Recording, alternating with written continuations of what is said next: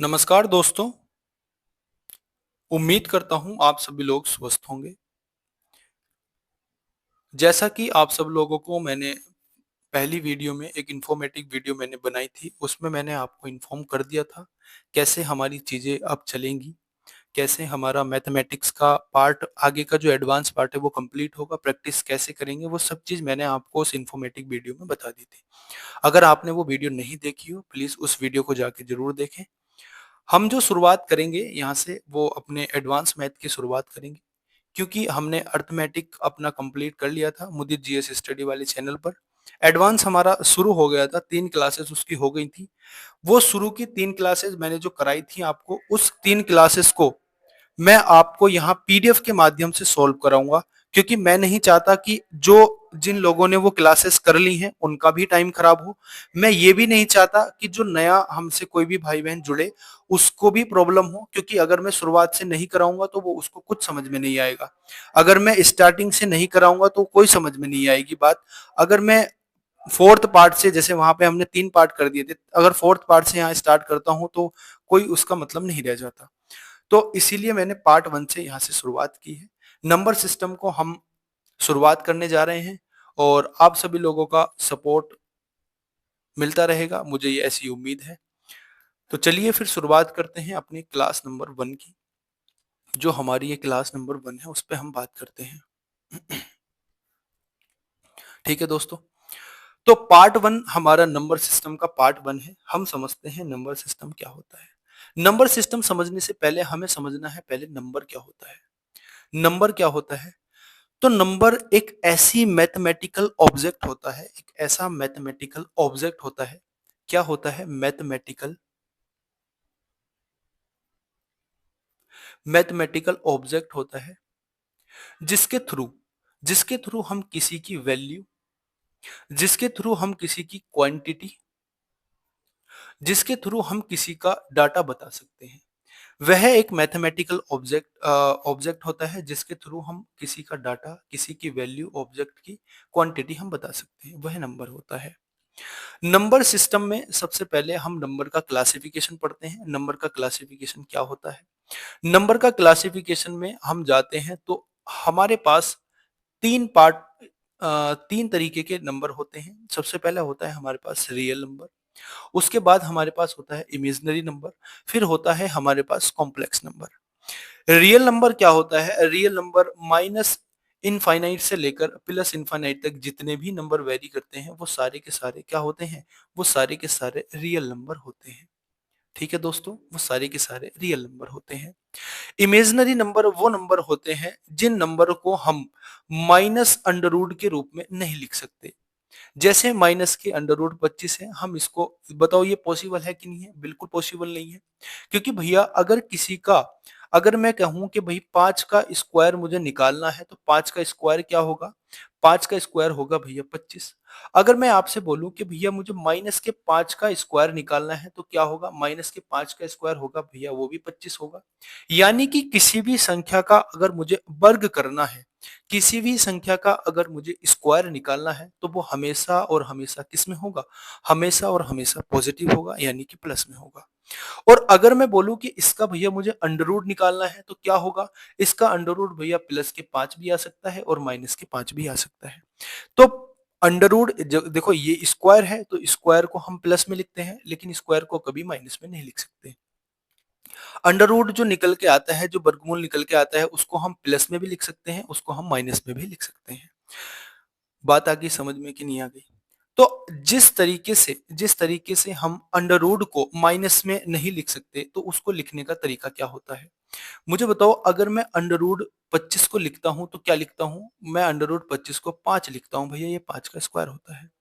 और अगर मैं बोलूं कि माइनस के 25 को अगर मैं लिखूं तो क्या होगा? माइनस के 25 को भैया लिख ही नहीं सकते रियल नंबर में। तो इमेजिनरी में नंबर में लिखते हैं और इसको लिखते हैं हम, जैसे 25 गुणा माइनस के 1 लिख सकता हूं, बिल्कुल लिख सकता हूं। इसको कह सकता हूं कि 25 अंडर रूट गुणा माइनस के 1 अंडर रूट। माइनस के 1 अंडर रूट की जो वैल्यू होती है वो हमेशा आयोटा आई होती है, इसलिए अंडर रूट माइनस के अंडर रूट 25 को मैं लिख देता हूं 5 आयोटा। ये आयोटा रिप्रेजेंट करता है कि ये संख्या क्या है? ये संख्या काल्पनिक है। आ गई बात समझ में? बस किसी भी संख्या को हम अंडर रूट को माइनस में नहीं लिख सकते। बात आ रही समझ में? अब उसके बाद हम पढ़ते हैं कॉम्प्लेक्स नंबर क्या होता है, उसके बाद हम पढ़ते हैं सम्मिश्र संख्या क्या होती है। सम्मिश्र संख्या वह संख्या होती है जो रियल नंबर और इमेजिनरी नंबर से मिलकर बनती है। देखो, एक पार्ट उसमें रियल नंबर का होता है, एक पार्ट उसमें इमेजिनरी नंबर का होता है। तो जो संख्या रियल नंबर और इमेजिनरी नंबर से मिलकर बनती है वह संख्या सम्मिश्र संख्या होती है। बात आ रही है समझ में कि नहीं आ रही? बात आ रही है समझ में? अब जो हमारा सिलेबस है दोस्तों, वो सिलेबस हमारा केवल और केवल रियल नंबर है। यानी हमारा जो सिलेबस का पार्ट है वो केवल और केवल रियल नंबर का पार्ट है। हमें जो पढ़ना है वो हमें केवल और केवल रियल नंबर पढ़ना है। इमेजिनरी नंबर, कॉम्प्लेक्स नंबर से हमारे परीक्षा में कोई भी प्रश्न नहीं पूछा जाता। बात करते हैं रियल नंबर की। रियल नंबर क्या होता है? रियल नंबर भी दो तरीके का होता है। वह वास्तविक संख्या जो माइनस के इनफाइनाइट से लेकर प्लस के इनफाइनाइट के बीच में वैरी करती है, वह संख्या क्या होती है? वह संख्या हमारी वास्तविक संख्या यानी कि रियल नंबर होता है। माइनस के अनंत से लेकर प्लस के अनंत तक जो भी संख्या हमारे बीच आती है, जो भी संख्या इनके बीच आती है, वह संख्या रियल नंबर होती है। रियल नंबर भी दो तरीके का होता है। एक होता है डेसिमल यानी एक होता है दशमलव, एक होता है भैया इंटीजर यानी कि पूर्णांक। एक संख्या होती है दशमलव संख्या, एक संख्या होती है भैया पूर्णांक संख्या। दशमलव संख्या और पूर्णांक संख्या क्या होती है, ये जरा थोड़ा सा क्लासिफाई करोगे भैया? देखो, दशमलव संख्या क्या होती है? जो संख्या दशमलव के रूप में लिखी जा सकती है वह संख्या दशमलव संख्या होती है। जो संख्या दशमलव के रूप में लिखी जा सकती है वो संख्या दशमलव संख्या होती है। यानी कि जो अपने आप में पूर्ण नहीं है, जो अपने आप में संख्या पूर्ण नहीं है वह दशमलव संख्या कहलाती है। और जो अपने आप में पूर्ण संख्या है वह संख्या पूर्णांक यानी कि इंटीजर कहलाती है। तो मैं कह सकता हूं कि भैया माइनस के इनफाइनाइट से लेकर प्लस के इनफाइनाइट तक जो भी संख्या मेरी दशमलव के रूप में पूछी जाती है वो संख्या मेरी हमेशा क्या होती है? वो संख्या दशमलव संख्या होती है। इंटीजर क्या होता है? इंटीजर वह संख्या होती है जो माइनस के इनफाइनाइट से लेकर प्लस के इनफाइनाइट के बीच में पूर्ण अंक होता है। सभी जो पूर्ण अंक होते हैं माइनस के अनंत से प्लस के अनंत के बीच में, वही सारे जो इंटीजर, वही सारी जो संख्या होती है, वही सारी संख्या इंटीजर हमारी होती है। वही सारी संख्या हमारी क्या होती है? वही सारी संख्या हमारी पूर्णांक होती है। उम्मीद करता हूं ये बात भी आपको समझ में आई होगी। पूर्णांक दशमलव भी आपको समझ में आ गया होगा। ठीक है, मैं आगे चलता हूं और आगे मैं आपको बताता हूं कि दशमलव के भी दो प्रकार होते हैं। दशमलव संख्या के भी दो प्रकार होते हैं। एक प्रकार होता है दशमलव संख्या का टर्मिनेटिंग दशमलव, यानी कि वह दशमलव जो कुछ समय के बाद शांत हो जाता है। एक होता है नॉन टर्मिनेटिंग दशमलव, जो दशमलव कुछ समय के बाद शांत नहीं होता, वह नॉन टर्मिनेटिंग दशमलव होता है।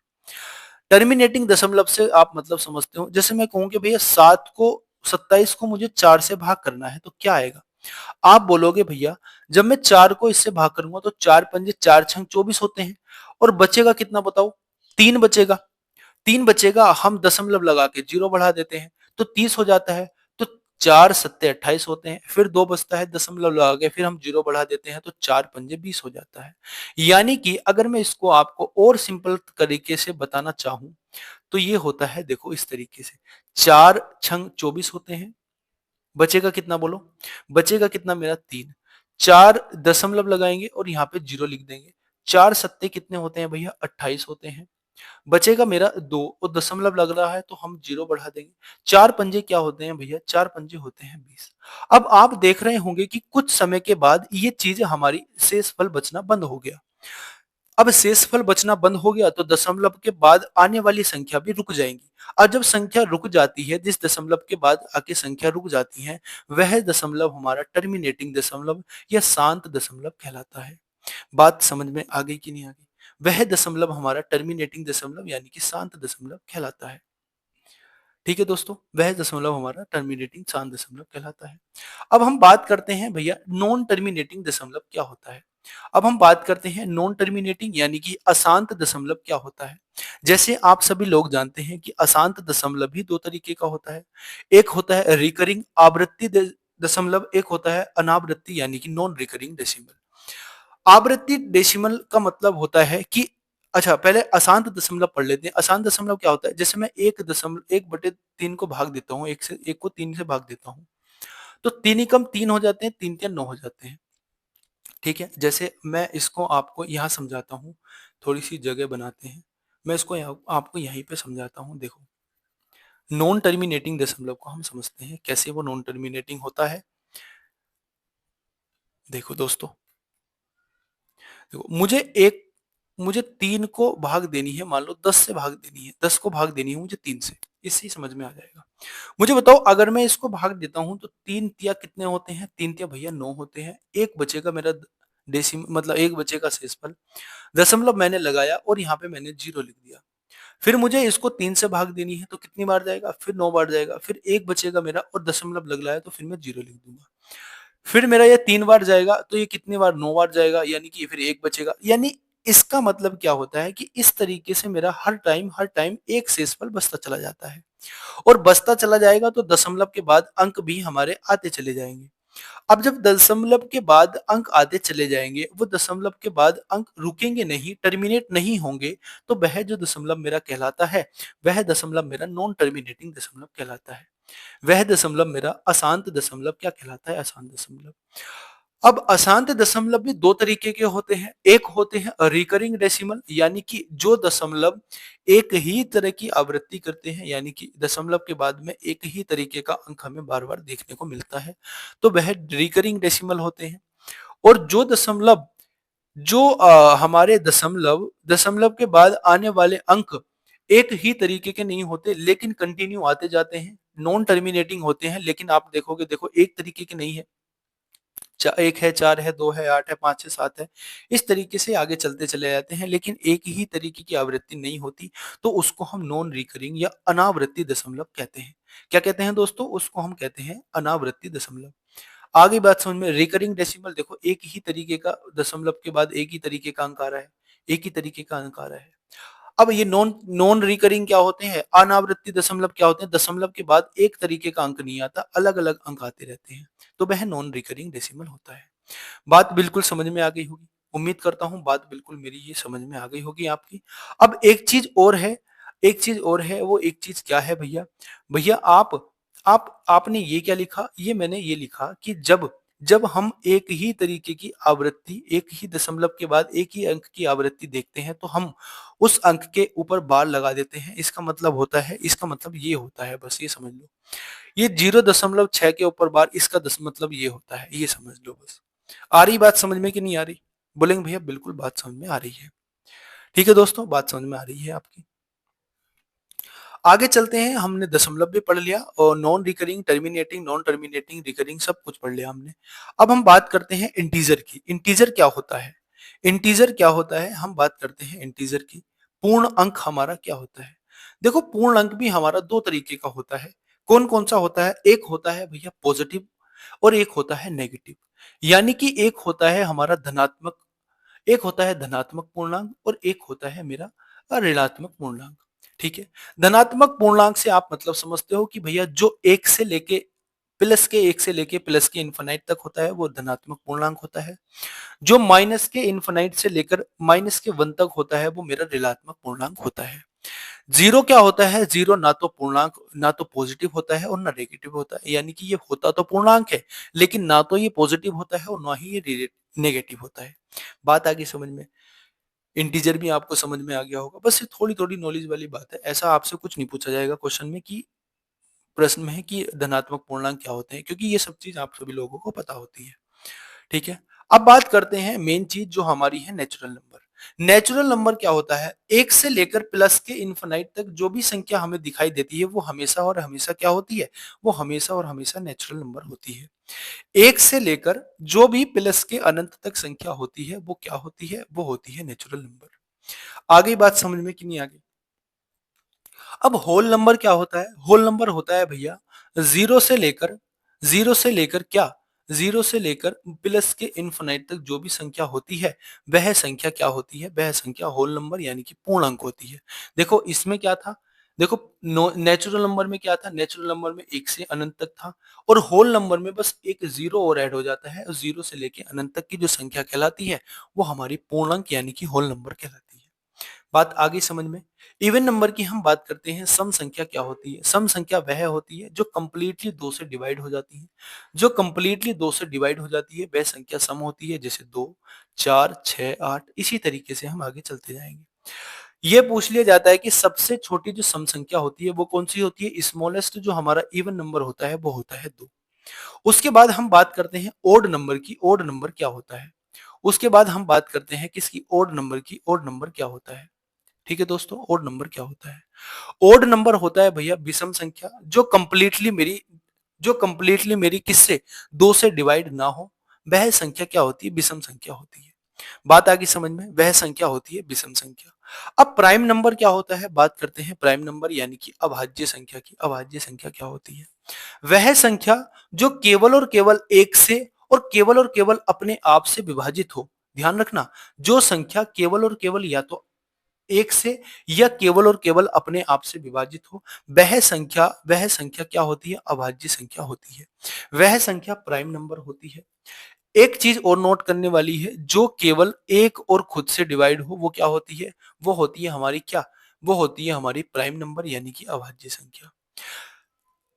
अब इसको एक चीज और पढ़ने वाली है, हैविंग ओनली टू फैक्टर, यानी कि जिस संख्या के केवल और केवल दो गुणनखंड हो, और उन दो गुणनखंड में क्या होगा? एक तो होगा वह खुद, और एक होगा इसका उसका गुणनखंड एक। बात आगे समझ में, वह होती है हमारी प्राइम नंबर।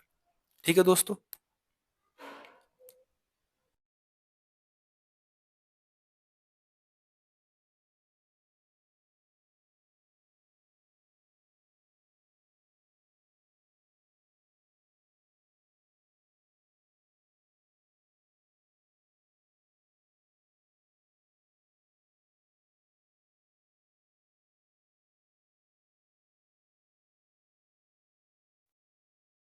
ठीक है दोस्तों, तो हमने क्या प्राइम नंबर पढ़ लिया? हैविंग ओनली टू फैक्टर, जिसके दो गुणनखंड होते हैं, एक होता है एक, और एक होता है केवल और केवल वह खुद।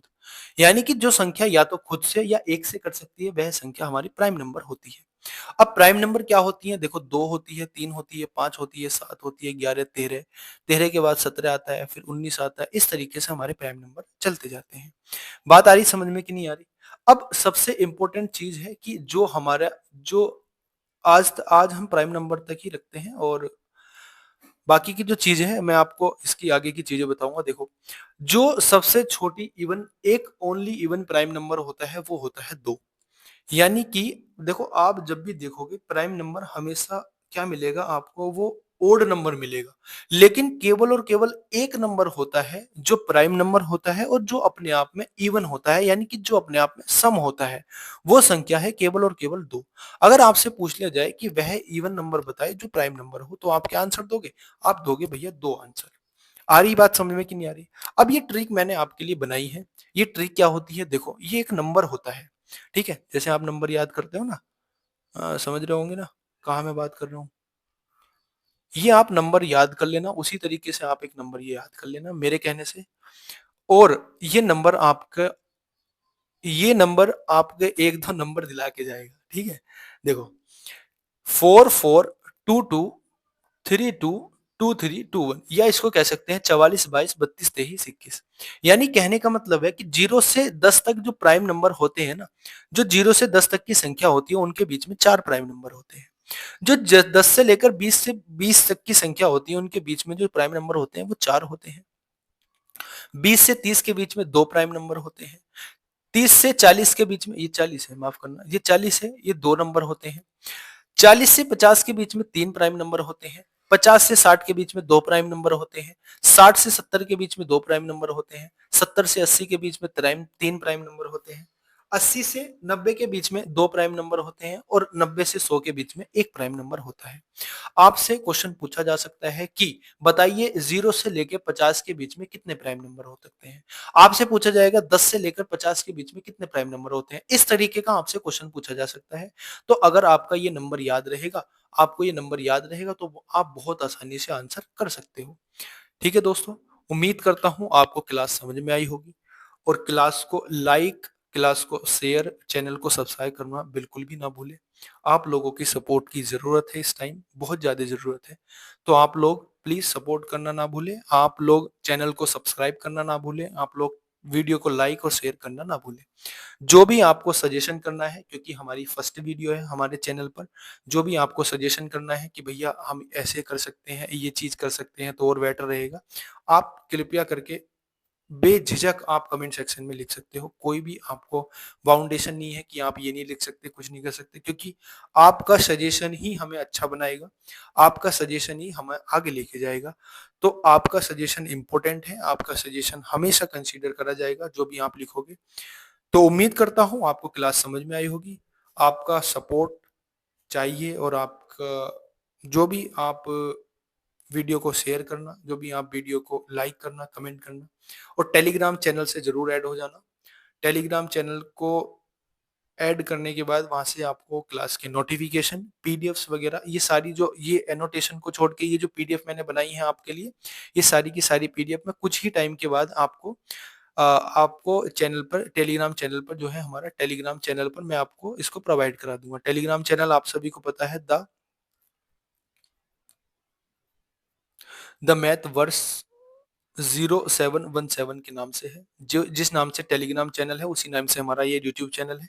तो आप वहाँ से टेलीग्राम चैनल का लिंक भी मैंने टेलीग्राम चैनल का यूट्यूब चैनल पे ऐड किया हुआ है, वहाँ से भी आप जॉइन कर सकते हैं। तो उम्मीद करता हूँ क्लास आपको समझ में आई होगी। आपके सपोर्ट के लिए बहुत-बहुत धन्यवाद। मिलते हैं अपनी नेक्स्ट वीडियो में, तब तक के लिए जय हिंद, वंदे मातरम, भारत माता की जय।